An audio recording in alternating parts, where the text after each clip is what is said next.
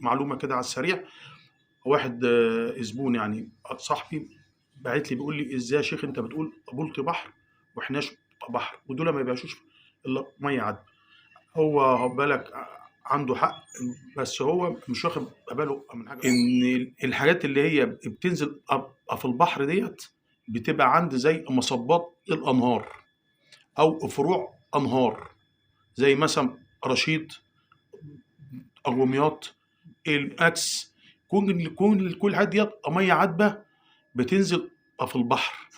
فلما الميه العذبه بتنزل في البحر بتعمل عمليه معادله لملوحه البحر، وبينزل في نفس الوقت بلطي وحنشان فيها، فدي بتبقى الجوده بتاعتها فائقه، ان هي خدت من خد بالك من البحر نظافته وبيسمن وبيبقى حر، فده بيبقى سمك اسمه خالص.